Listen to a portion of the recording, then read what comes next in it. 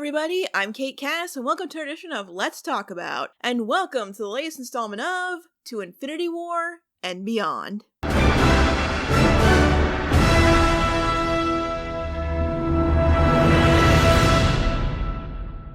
We've seen a lot of the Master of the Mystic Arts and other heroes' adventures lately, but it's time for him to take the spotlight back in the bizarre adventure that is Doctor Strange in the Multiverse of Madness. When dark magical forces wish to harness the powers of America Chavez, played by Xochitl Gomez, harming her and the multiverse in the process, Stephen Strange makes it his mission to protect her and the fabric of reality itself, a mission that will force him to confront the question of how much of that burden is truly his to bear. The Doctor Strange sequel was my most anticipated Phase 4 project by a mile. I've often joked that ever since we lost Tony, Stephen has become my rebound favorite character. His powers are awesome, his backstory is compelling, his snark is amusing, and his conflicts are utterly intriguing. All that's kept up in the appearances he's had in the MCU since, but he hasn't been the main focus for quite some time. A lot has changed since Doctor Strange's debut, so I was extremely excited to see what his next dedicated adventure would be like. However, as we got closer to the release, there were announcements made that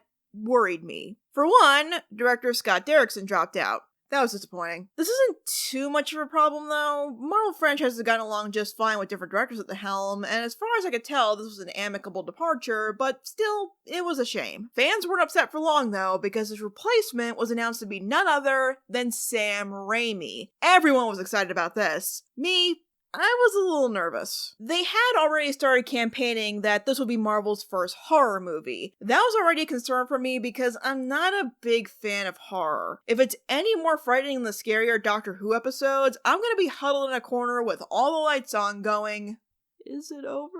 Yes, I know Derrickson is mostly known as a horror director too, and this plan was already in motion before he left, but I had the benefit of not being that familiar with his body of work. I'm at least aware of Raimi's through osmosis, and it's a bit much for me. I know most people weren't as concerned as I was, because Raimi famously played a huge part in legitimizing superhero films and paving the way for the MCU to flourish at all. Having it come full circle where he can now put his mark on this franchise is very exciting, I'm sure. But still, that's just how I felt. Now, I'm stating all this up front because I want you guys to know that when I say I thoroughly enjoyed this movie, it's not coming from a place of blind enthusiasm. I had trepidations about this movie. I had concerns. I was worried this movie was going to take everything in a direction I didn't want it to. But Multiverse of Madness ultimately delivered a very entertaining experience. For one, it wastes no time getting straight to the point, unlike this video so far. The movie opens with a thrilling action chase scene that reintroduces us to the multiverse with our first time really walking around in another universe, I think. And oh my god, guys, this movie is really pretty. Those colors are so sharp.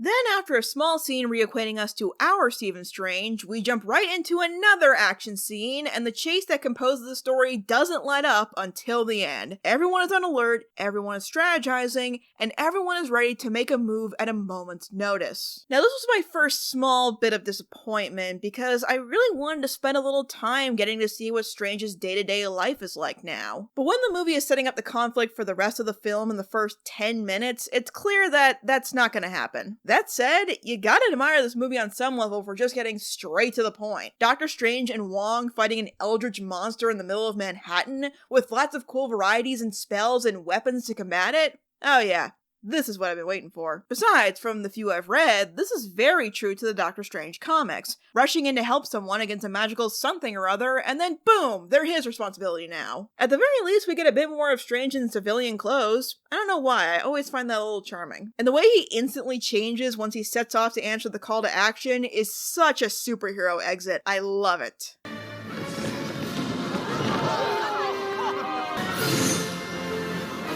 Show off. But since this movie cuts right to the chase, we get to this movie's main selling point almost right away, actually exploring the multiverse. Yes, after discovering it exists and having it bleed into the main filmverse with the power of fan service, it's time to dive in headfirst on a quest to retrieve the Book of Ashanti, a book with the knowledge to stop whoever is after America and that Strange doesn't believe exists. I'm sorry, how is Strange still denying the existence of anything at this point? Much less a book?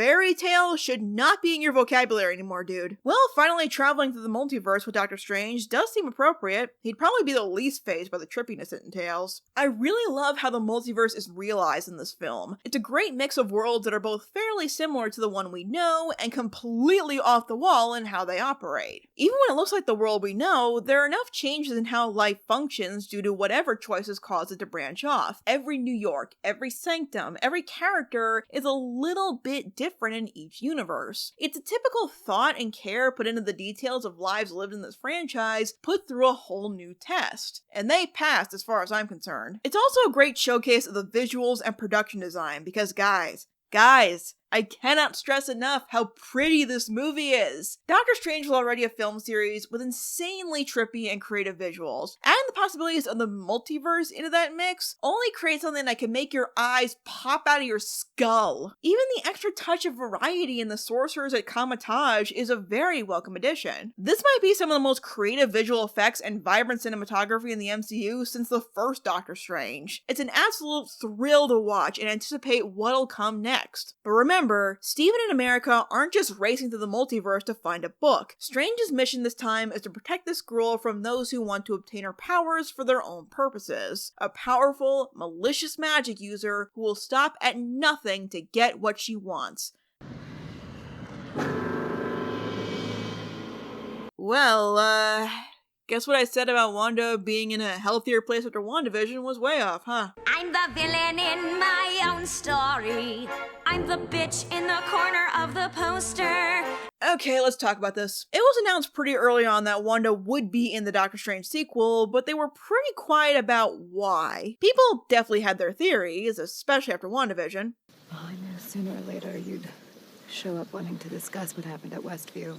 Yeah, and half the fan base expected to see him during the Westview incident, but that's beside the point. I know a lot of people went into this movie expecting Wanda to be the bad guy. Even Wanda's Scarlet Witch outfit is darker and pointier. But while some fans saw this coming, other fans were upset that this is the direction they took Wanda's character. Now, with how much people reacted and related to her struggles and rooted for her to rise above them in WandaVision, I understand that instinct. I do. Because I wasn't expecting this turn either. But I think there are a couple of things to keep in mind about Wanda's turn here. For one, even if she understands who and what she is a bit more, she still has deep, grief-ridden scars. Only more so after losing Vision again, and her children on top of that. This is exemplified in her first scene in the movie, where she wakes up in a dark, empty house all alone after dreaming about her family. Not even with background music to accompany it. Just silence. Second, it's made pretty clear that the Darkhold is corrupting her. Wanda's perception is being clouded by the Darkhold promising her that by tapping into her power with its spells, she can get her family back. Wanda's gone.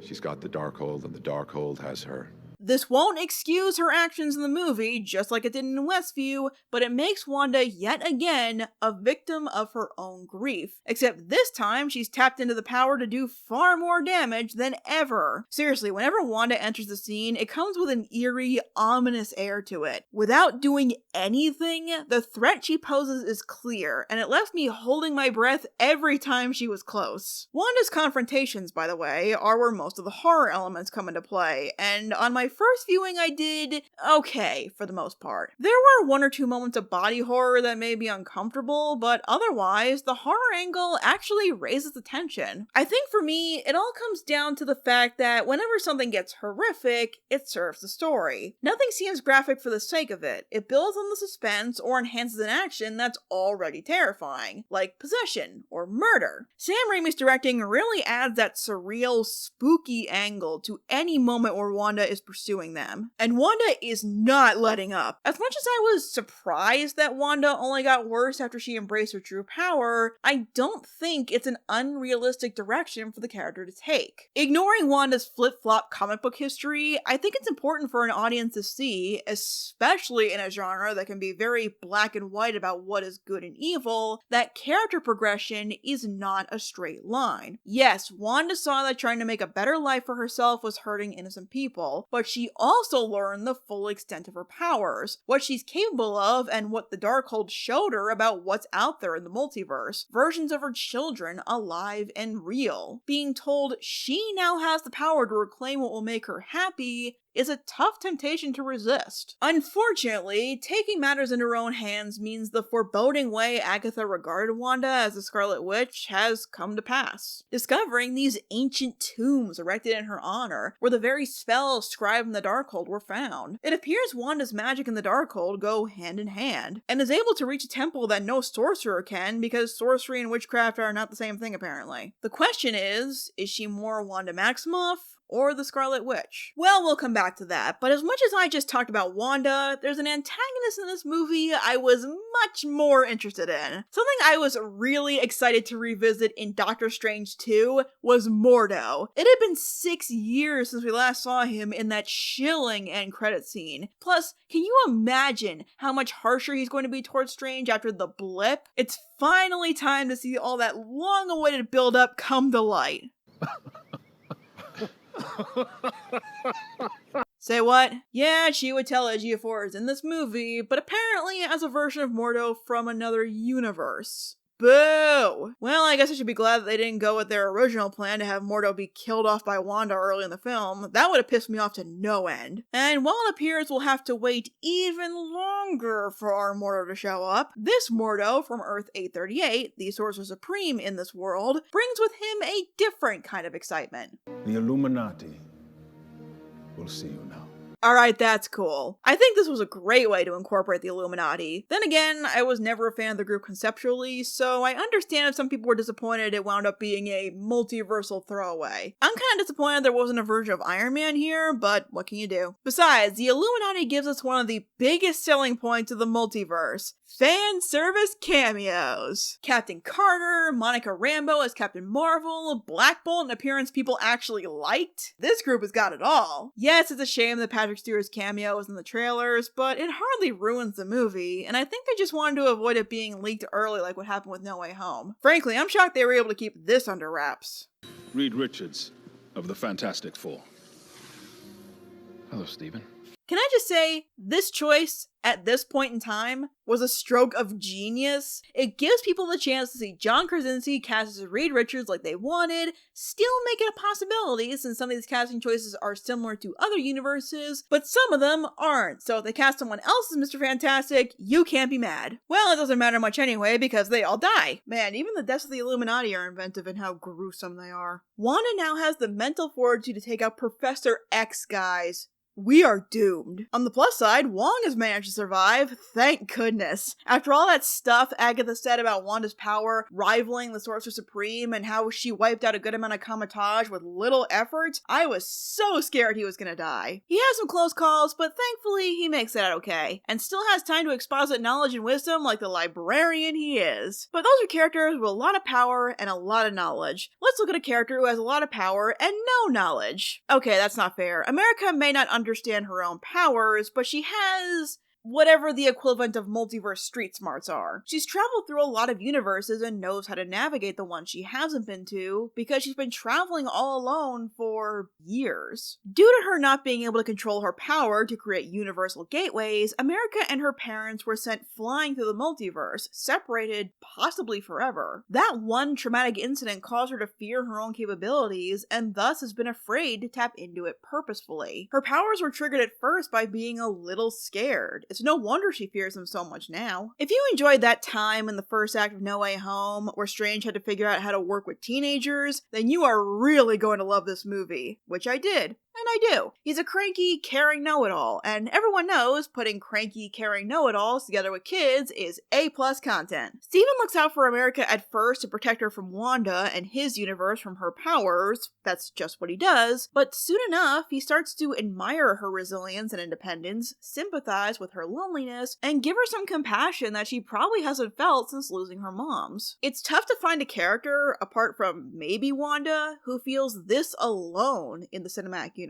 Her only family has vanished, she blames herself for it, anyone who said they'd help her hurt her tremendously, and there aren't any other versions of America in the multiverse. This movie introduces the idea that dreams are a window into alternate universes, a pretty creative concept that I really hope they remember as this saga in the MCU continues, but America knows she's the only America Chavez out there because she doesn't dream. She can't even find comfort in her rest. On top of that, she's, what, 15, 16, it's easy to feel for this kid. Even though she skirts dangerously close to living MacGuffin territory for the first 3/4 of the film, you empathize enough with her situation to evolve her into a proper character, as does Steven, which facilitates his conflict in the film. See, another wrench that's thrown into America's relationship with Steven is that she's been betrayed by him before, at least in another universe. This betrayal is actually the first thing we see in the movie. This version, called Defender Strange by the Merch, doesn't see a way to save America and the Book of Ashanti, so he tries to take her power for himself, which would kill her. To him, it's a necessary sacrifice to get what he needs to protect the universe. Well, at least he paid for that little stunt. But I don't think audiences want to see that happen to our Strange, so we've actually got to talk about this. The question of if our version of Doctor Strange is above this kind of act or not, luckily does the one thing I wanted this movie to do more than anything: tie into the theme of Doctor Strange's hero's journey post-Infinity War. Doctor Strange was a character who, for a long time, I had a hard time nailing down his overarching theme, as his journey to become a superhero mirrored other established heroes in the MCU. But thanks to ATH Media's contribution to the One Marvelous Scene project,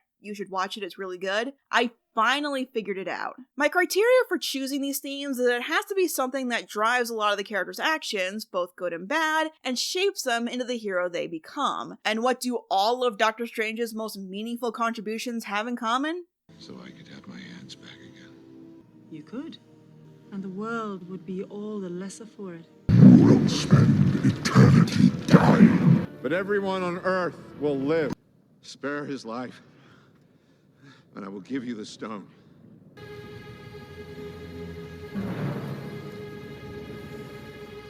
Sacrifice. Definitely sacrifice. Every major decision Strange has made in his time in the MCU has revolved around giving something major up for the sake of the many innocent. This is probably one of the most fundamental themes in the genre. Self-sacrifice is synonymous with heroism. But when he faced off against Thanos, the sacrifices were no longer just his own. His actions directly led to the blip, to those 5 years of loss and hardship, and to Tony Stark's death, which oddly doesn't get brought up once in these debates. I thought for sure that'd be a bigger deal. Yeah, it was the only way they'd win against Thanos in the end, but it wasn't without sacrifice. And when that sacrifice is not one that's chosen by those who suffered, it's harder to rationalize it. Or at least it should be. Demonstrated in what I think is an incredibly underrated scene early in the film between Steven and that one doctor from the first movie. Steven has to deal with the fact that even though he did what was best to save everyone, he still made a lot of people suffer immeasurable loss. There's been a lot of debate over Strange giving up the Time Stone, but I personally think that the takes of Steven made the hard choice that was the only way for them to win, and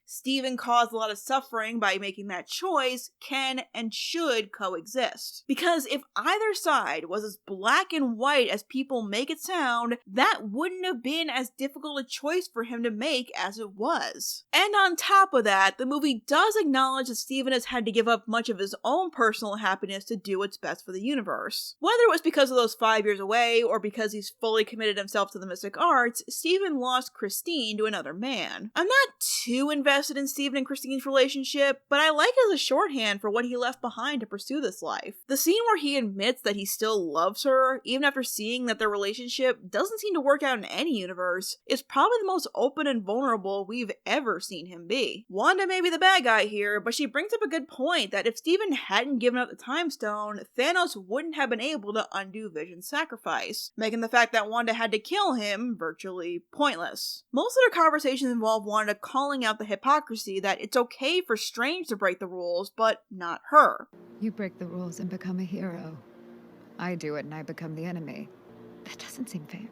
Now, yes, comparing the examples, they are more justified in Strange's favor, but the danger comes from when that justification becomes the default, an excuse to not hold yourself accountable. And that is where the Doctor Stranges from other universes come in. Defender Strange wasn't an isolated case. There was once a version of Strange in the Illuminati who toyed with forbidden magic to stop their version of Thanos. And let's just say the Illuminati was about as forgiving as that Cyclops. What I find interesting about 838 Strange's execution, though, is that he accepts his fate. No argument, no fighting his way out. He knows what he did was wrong, but he did it anyway. He took matters into his own hands because even with the most brilliant people in this universe by his side, he believed he was the only one capable of taking the risks needed to save their world, even at the cost of other worlds. Then you've got the final Strange, the extreme case, a version who gave up everything, tapped into the forbidden powers of the Darkhold to find the thing that eluded him the most: happiness.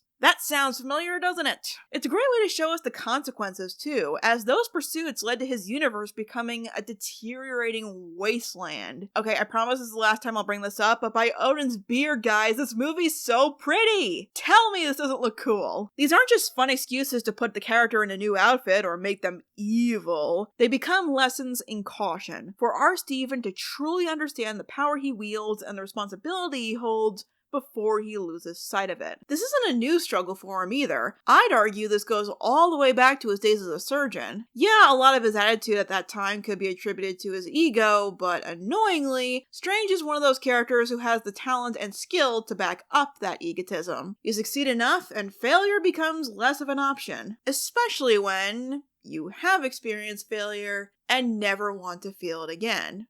We had a sister, Donna. She died when we were kids. I was shocked that they mentioned this, but I am so glad they did. Like some other things in this movie, I wish we dwelled on the loss of Steven's sister a bit more, but it says a lot about why Strange is the way he is, especially with the positions of power he's had. He felt powerless to save someone. He's never gonna let that happen again. You always excelled, but not because you craved success, but because of your fear of failure.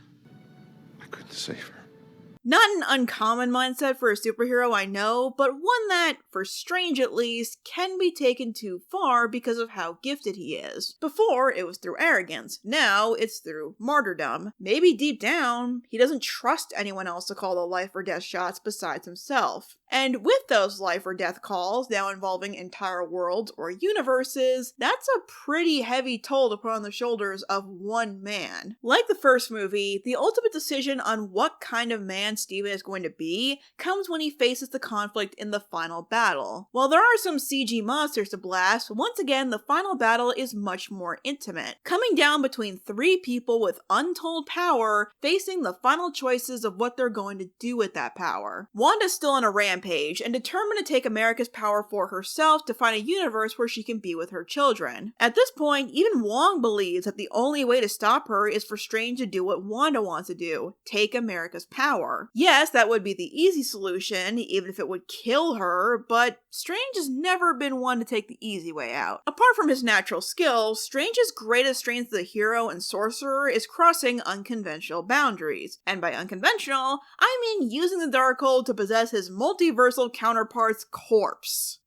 This is exciting and horrifying. But the makeup is top notch, and it's cool that Cumberbatch got to channel his National Theatre Frankenstein performance again. Also, he can do this now, which is the most metal thing I've ever seen. But mainly, Steven's value in the unconventional approach helps him fight against the urge to take matters into his own hands this time. Instead of taking America's power, he encourages her to trust her powers and her ability to control them for herself. Which she does, and it's awesome. What really saves America from entering into living MacGuffin territory is the fact that the final blow of the story is hers to throw, by using her powers to give Wanda exactly what she wants. In doing so, Wanda, for the first time in this movie, sees that this is not only a goal she can never achieve, but what she's become by chasing it. Just like in WandaVision, Wanda deluded herself into thinking her powers could help her reclaim something special she had lost. But it can't.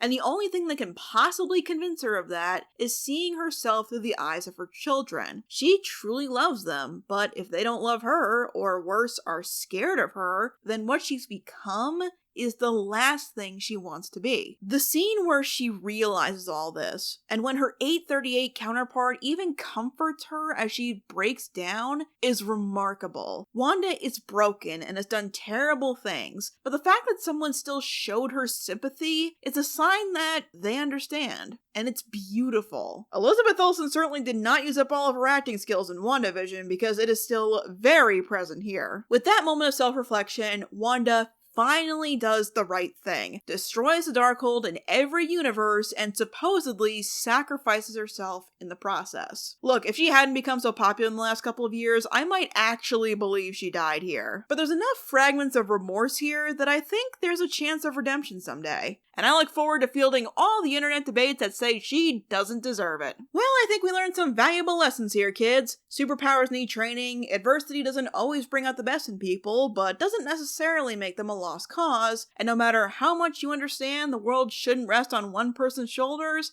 actions have consequences. Always.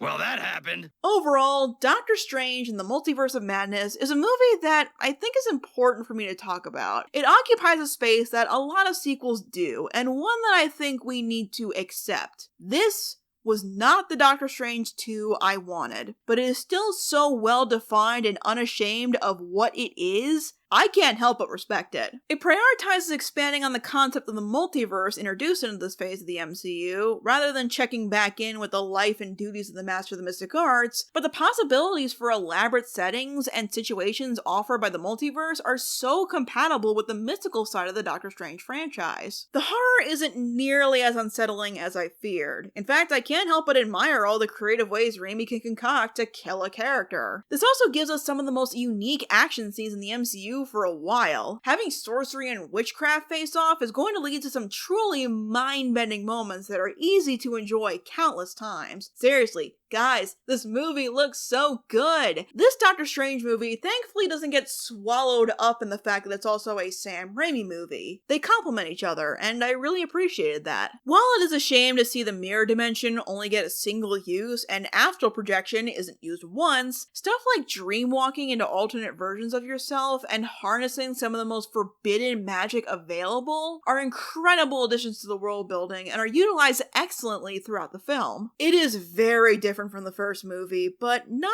an incompatible companion. You all know, the thing that matters the most to me is the characters, and Multiverse of Madness really delivered on that front. It had more characters I love being awesome, gave me some new characters to become attached to, reintroduced some in unexpected but not unwelcome ways, at least for me, and put a very appropriate spin on Doctor Strange's hero's journey, putting lessons he's already learned in a new context. In the first film, it's a bit more obvious. Stephen learns the value of self-sacrifice, gives up his hands, his love, and his old life to pursue something greater than himself. In this movie, however, he sees when that choice is not his to make, where he'll draw the line when the needs of the many isn't enough to justify the loss of the few. That is exactly what I wanted to have addressed for our resident sorcerer after everything that happened since his debut, and it was magnificently done. That said, once the hopefully third movie comes along, then we've got to commit to being fully and completely on the Doctor Strange side of things. As much as he keeps managing to find a way out, the consequences of Stephen's actions are indeed piling up. They're taking their toll on himself and the world around him. Mordo's warning that the bill comes due could come to pass if things keep going in this direction. Heck, the end credit scene introduced Clea!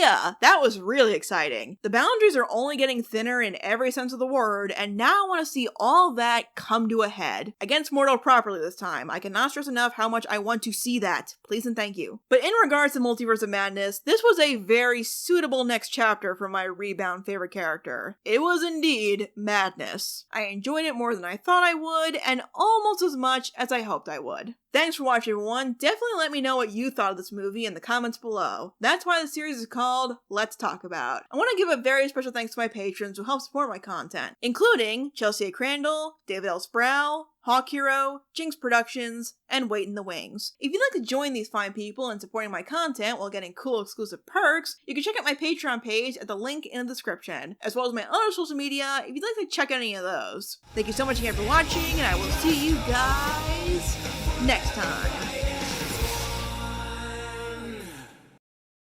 You're the fiend and I bear your curse, torn from my grave to appease your designs.